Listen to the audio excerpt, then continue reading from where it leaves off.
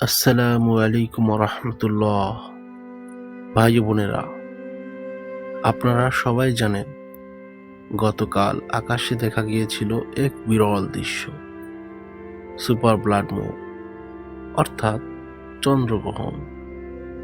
কিন্তু দুঃখের বিষয় হচ্ছে আমাদের সমাজে এই চন্দ্রগ্রহণ নিয়ে অনেক কুসংস্কার ছড়িয়ে পড়েছে। কেউ বলে এতে অমঙ্গল নেমে আসে, কেউ বলে এ সময় গর্ভবতী নারীদের ঘর থেকে বের হওয়া যাবে না, আবার কেউ বলে এতে শিশুদের ক্ষতি হয়, কেউ ভাবে এটা জাদুটোনা কিংবা ভূতের প্রভাব, আর অনেকে শুধু ভয় আর আতঙ্কে ভুগতে থাকে। আর যারা কবিরাজের নামে ভণ্ডামি করে তারা তো এই দিনটাকে মানুষকে এমন ভাবে বোঝায় এইটা করতে হয় ওইটা করতে হয়, মানে নানান কুসংস্কার সরিয়ে দেয়। এসব আসলে সবই ভ্রান্ত ধারণা। চলুন ইসলাম কি বলে এই বিষয়ে জেনে নেই। রাসূলুল্লাহ সাল্লাল্লাহু আলাইহি ওয়াসাল্লাম স্পষ্টভাবে বলেছেন, সূর্য ও চাঁদ আল্লাহর দুটি নিদর্শন। এগুলো কারো মৃত্যু বা জন্মের কারণে গ্রহণ হয় না। আল্লাহ এগুলোর মাধ্যমে তার বান্দাদের ভয় দেখান। সহিহ বুখারী, সহিহ মুসলিম। অর্থাৎ চন্দ্রগ্রহণ কোনো অমঙ্গল বা কুসংস্কার নয়, বরং আল্লাহর কুদরতের নিদর্শন।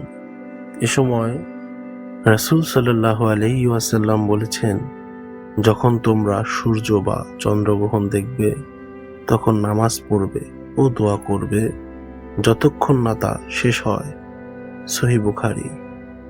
তো চন্দ্রগ্রহণের সময় আমাদের করণীয় হলো বেশি বেশি দোয়া করা, ইস্তেগফার ও তওবা করা, নামাজ আদায় করা।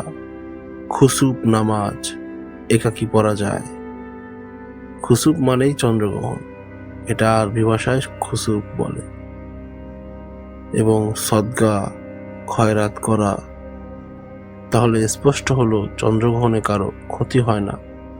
গর্ভবতী নারীর জন্য কোনো বিশেষ বিধিনিষেধ নেই, শিশুদের জন্য কোনো ভয় নেই, জাদুটোনা বা ভূতের বিষয় নেই।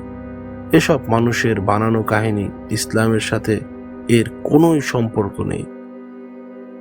ভাই ও বোনেরা, সুপার ব্লাড মুন হোক বা অন্য কোনো প্রাকৃতিক ঘটনা, এসব আল্লাহর নিদর্শন। আল্লাহ আমাদের মনে করিয়ে দেন তার কাছে ফিরে আসো, বেশি বেশি নামাজ, দোয়া আর ইস্তেগফার করো। আল্লাহ আমাদের সবাইকে হেদায়েত দান করুন। ওয়াসসালামু আলাইকুম ওয়া রাহমাতুল্লাহ।